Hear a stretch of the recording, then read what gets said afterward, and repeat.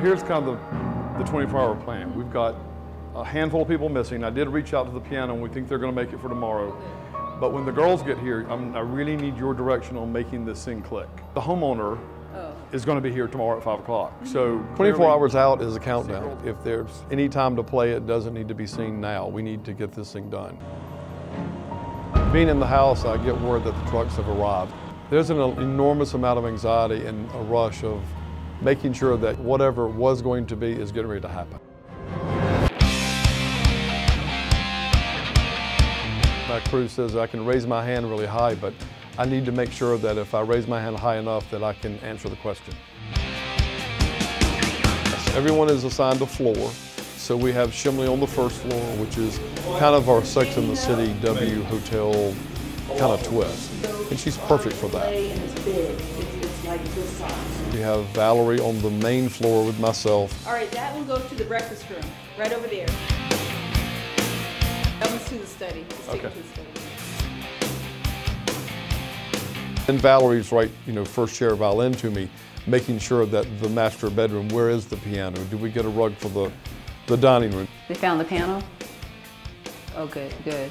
And then we have Jamie on the third floor. Could use a frame. So mindful that there's a lot of communication with the team to keep it going. That's really the key that I think that opens the door for us. We have a make-believe family, so we actually have their rooms named as an architect's room. We have kind of the quirky uncle at the top of the stairs. It's the Titanic, and this one makes it to New York. It is the loading of 7,000 yards of draperies, 325 lamps, 42 rugs, smallest rug 6 by 9, largest up to 18 by 18.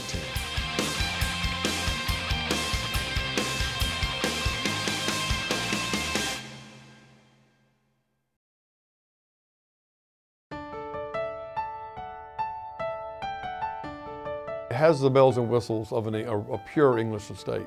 Lots of molding, lots of trim. The fireplaces are not little, they're big. All the sinks are 24-karat gold. Waterford chandeliers. They have this very British Empire kind of wealth about it, which we think is pretty awesome to be able to put our very southern, kind of be-at-home twist on. When you come in that foyer, these big iron doors, traditionally I think you see a heavier applied interior. But what we did is we painted all of the interior on that inside 24-foot, all white with a high gloss. The great thing about the kitchen and keeping area is that when you look at it on plans, it's a pretty large room. So what we did in taking the sofa and backing it up with a sofa table to another sofa, you actually are looking toward the fireplace and in that room, and then you actually can sit on the other sofa facing the kitchen. I think the master bedroom is probably my favorite room on the first floor. This master bedroom captures the essence of this beautiful estate in the heart of winter.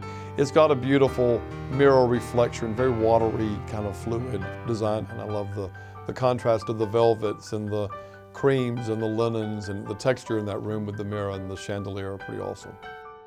I think the architect's bedroom is a little room that the horse that kind of came from behind. Very handsome and strong, and as if some college kid comes home for winter break.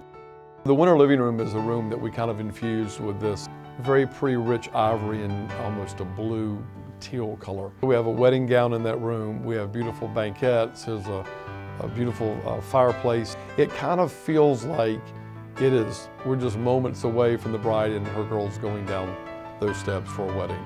The downstairs has a lot of bells and whistles. It has a hair salon. We did this kind of Sex and the City ladies lounge. Has great energy. And then when you go to the other side, it's very strong and handsome. It's almost like the Oak Room in New York.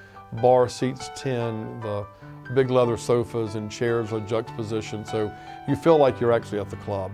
It has a phenomenal in-home theater. It has a workout room, and bells and whistles really don't ring loud enough to say what this terrace level has. 17 years ago, I fell in love with this little tiny dog. He has been in some of the prettiest homes. He has gone and seen fabrics and all the fabric showrooms. It's Show House, it's John Morgan. He's just been a real big part of it. John Morgan, do not be on the flower. It's Black Sheep Interiors, but at the very core of it, we have a Yorkie as a mascot. So I think it's easier than dragging a sheep around.